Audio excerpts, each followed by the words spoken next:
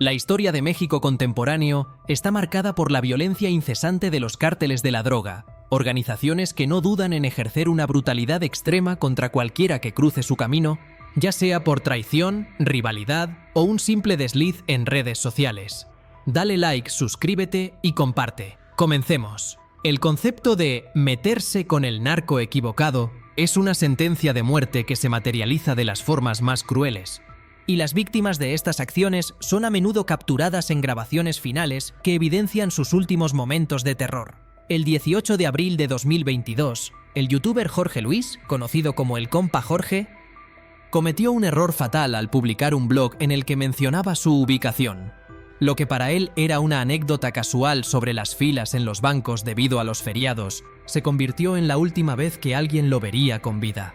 Este incidente subraya la peligrosísima fragilidad de la vida bajo la sombra del narcotráfico, donde un detalle digital puede sellar un destino violento. El compa Jorge había experimentado el terror de los cárteles antes. En 2021 había compartido una experiencia aterradora, un secuestro que lo dejó traumatizado y con serios problemas de salud mental. Antes de este episodio, Jorge tenía un canal de YouTube con más de 62.000 suscriptores, donde compartía su pasión por los autos y los vehículos todoterreno en Culiacán. Sin embargo, su estilo de vida llamativo atrajo la atención no deseada. Además, su éxito en Internet hizo que cárteles rivales empezaran a sospechar, sin fundamento real, que Jorge tenía vínculos con El Chapo Guzmán y el temido cártel de Sinaloa. En el relato de su secuestro anterior, Jorge recordó cómo su vida cambió por completo al aceptar llevar a alguien en su auto, un gesto amable que casi le cuesta la vida. Mientras conducía, fue interceptado por un vehículo. Un hombre armado, haciéndose pasar por autoridad, lo sometió. Le quitaron el celular, lo ataron, le vendaron los ojos y lo interrogaron con violencia sobre el origen de su dinero. Sus captores no creían su verdad, que tenía una tortillería y un canal de YouTube. Estaban convencidos de que un auto costoso solo podía ser financiado por un cártel. A pesar de sus negativas, lo golpearon con un arma. Jugaban con el seguro del gatillo para intimidarlo y lo amenazaron. Desesperado, Jorge les suplicó que, si lo iban a matar, al menos dejaran su cuerpo en un lugar donde su familia pudiera encontrarlo. Sorprendentemente, su ruego funcionó y fue liberado. Jorge intentó retomar la normalidad, pero su canal de YouTube, en lugar de alejarse del peligro, se aventuró a investigar actividades relacionadas con los cárteles. Incluso llegó a compartir un video contando cómo, sin saberlo, había hablado con uno de los hijos de El Chapo. Este contenido reavivó la atención de los cárteles rivales. A pesar de que su canal crecía, su éxito no duraría mucho. El 18 de abril de 2022, alrededor de la 1 de la tarde, el compa Jorge anunció en su cuenta de Instagram que acababa de salir de un banco, revelando su ubicación. Desafortunadamente, ese video sería la última vez que alguien lo vería con vida. Apenas 45 minutos después, unos sicarios lo interceptaron en una camioneta SUV Toyota gris, justo cuando estaba por entrar a su casa en Culiacán, Sinaloa. Abrieron fuego contra él sin previo aviso. Jorge resultó gravemente herido y, a pesar de los esfuerzos de los paramédicos, murió en la ambulancia camino al hospital.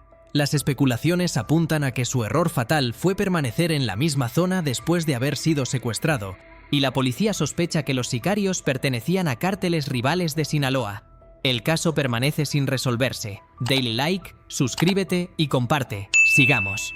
La imprudencia, potenciada por el alcohol y la fama de las redes sociales, llevó a Juan Luis Lagunas Rosales, conocido popularmente como el Pirata de Culiacán, a cometer el error de meterse con el narco más temido de México, Nemesio el Mencho o Ceguera Cervantes.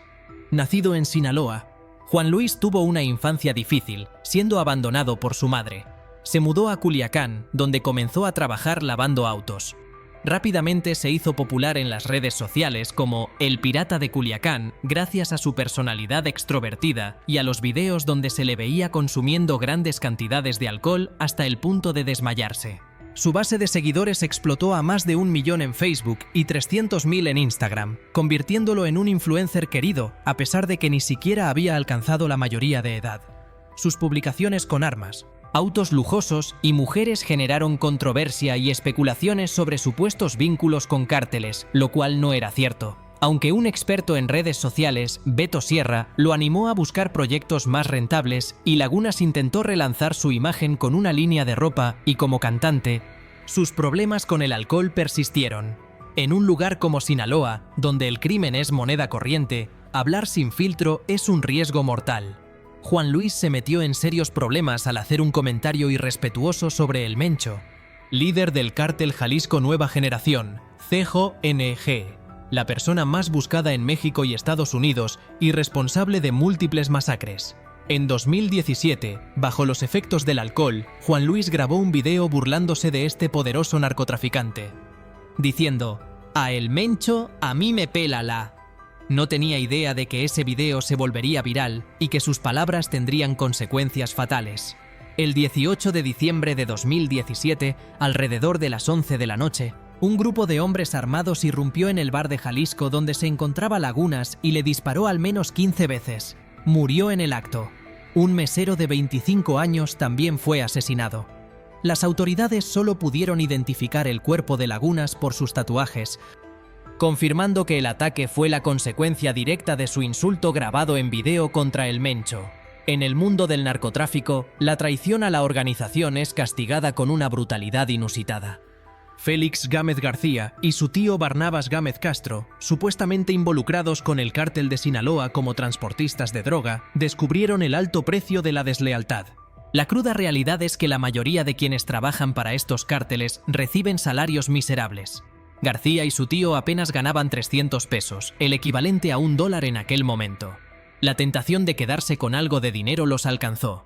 En junio de 2011, García fue arrestado en Phoenix, Arizona, acusado de distribución de drogas.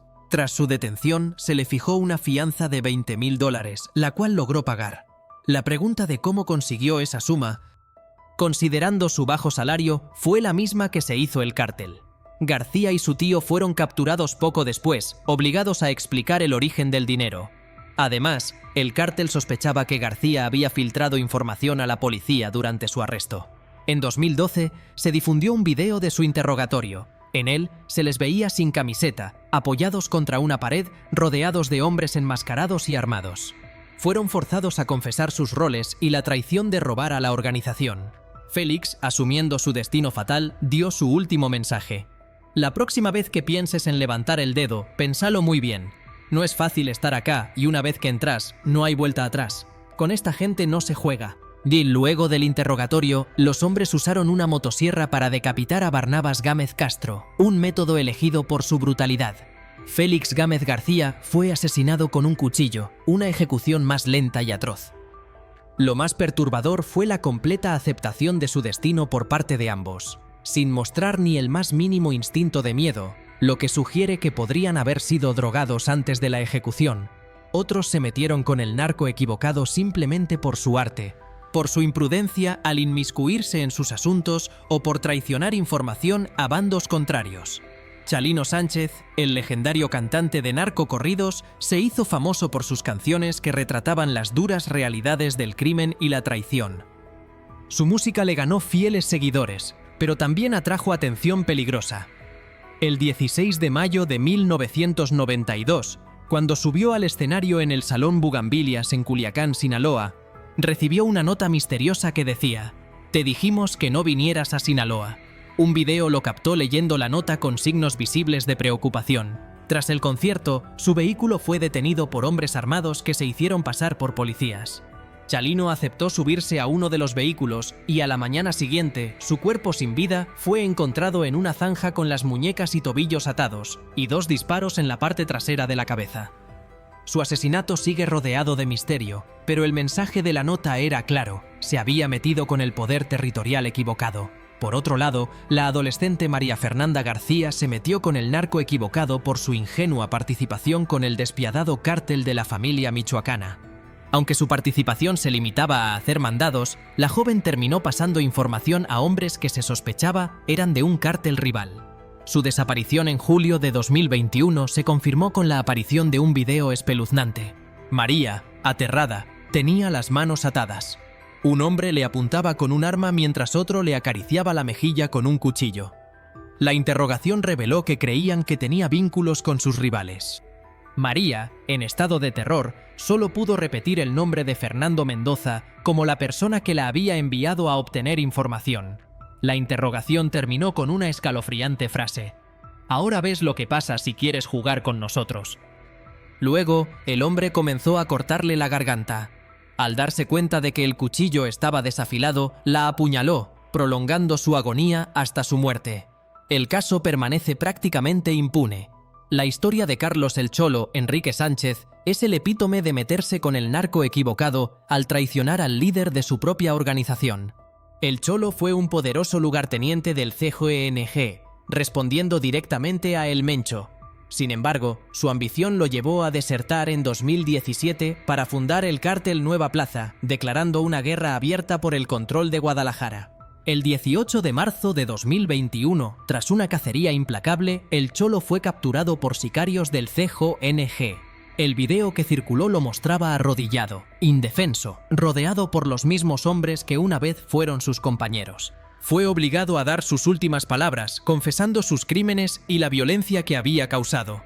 Horas después, su cuerpo desfigurado fue encontrado en un parque público con un mensaje: «El traidor, el Cholo». La autopsia reveló que había sido golpeado hasta la muerte, con costillas rotas, dedos de los pies cercenados y la lengua arrancada, un símbolo final de la traición que el Mencho no perdonó.